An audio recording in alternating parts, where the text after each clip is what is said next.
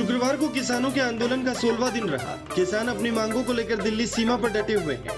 वहीं केंद्रीय कृषि मंत्री नरेंद्र सिंह तोमर ने कहा कि अपने प्रस्ताव में किसानों की आपत्तियों के समाधान का सुझाव देने का प्रयास किया है। उन्होंने कहा कि किसानों को आंदोलन छोड़कर चर्चा का रास्ता अपनाना चाहिए। सरकार बातचीत के लिए तैयार है। वहीं भारतीय किसान यूनियन के प्रवक्ता राकेश टिकैत ने कहा कि सरकार कानून वापस ले और किसान अपने घर चला जाएगा। कृषि कानूनों को जनता के सामने पेश करने का प्लान बीजेपी ने बनाया है। बीजेपी देश के अलग अलग शहरों में 700 प्रेस कॉन्फ्रेंस और चौपाल का आयोजन कर रही है। इसके जरिए मोदी सरकार की ओर से लाए गए कृषि कानून के फायदों को गिनाया जाएगा और किसानों को इसके बारे में समझाया जाएगा। बीजेपी इस दौरान देश में 100 से अधिक जगहों पर किसान सम्मेलन भी करेगी, जबकि हर जिले में प्रेस कॉन्फ्रेंस की जाएगी।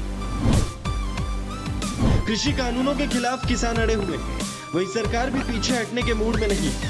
इस बीच एनसीपी प्रमुख और पूर्व कृषि मंत्री शरद पवार ने सरकार से कृषि कानूनों पर पुनर्विचार करने की मांग की है। उन्होंने कहा कि इन कानूनों को बिना चर्चा के पारित किया गया था।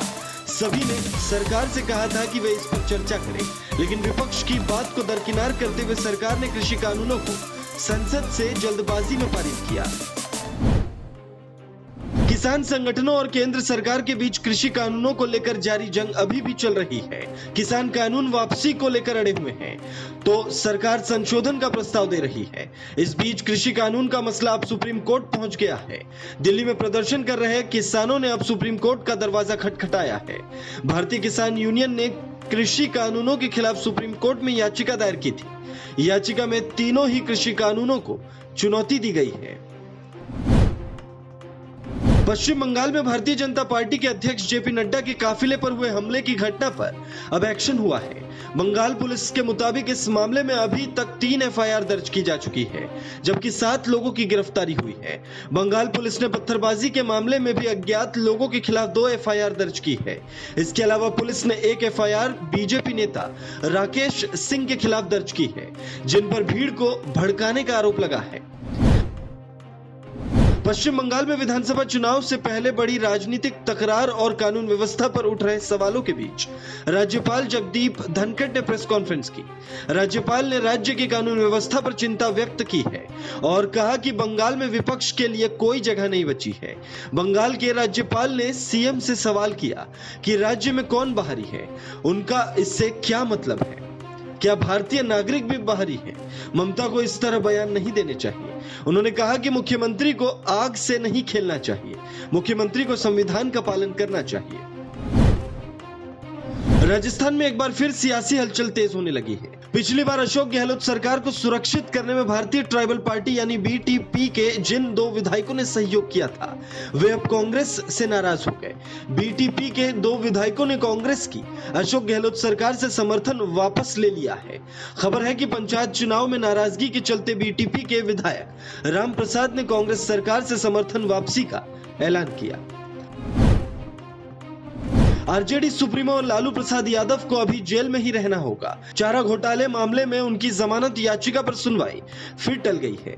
अब झारखंड हाईकोर्ट में इस मामले पर 6 हफ्ते बाद सुनवाई होगी। लालू प्रसाद के अधिवक्ता और सीबीआई के अधिवक्ता दोनों की ओर से अदालत में मामले की सुनवाई की तारीख बढ़ाने का आग्रह किया गया, जिसे अदालत ने स्वीकार कर लिया और अगली सुनवाई की तारीख तय की।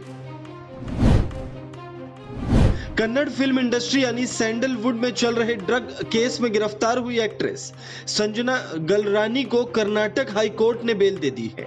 बताया जा रहा है कि संजना को मेडिकल मदद के लिए बेल मिली है। कुछ समय पहले संजना ने अपनी बेल की अर्जी डाली थी, जिसके बाद हाई कोर्ट से मेडिकल दिक्कत के चलते उन्हें रिहा करने का फैसला सुनाया है। हफ्ते के अंतिम कारोबारी दिन शेयर बाजार में बाहर लौट आया है। सुबह हरे निशान में खुले सेंसेक्स ने कारोबार के दौरान 46,310 की ऐतिहासिक ऊंचाई हासिल की।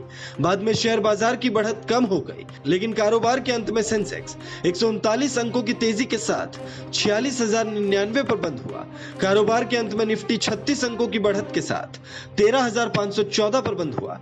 निफ्टी 34 अंकों की तेजी के साथ 13,512 पर खुला।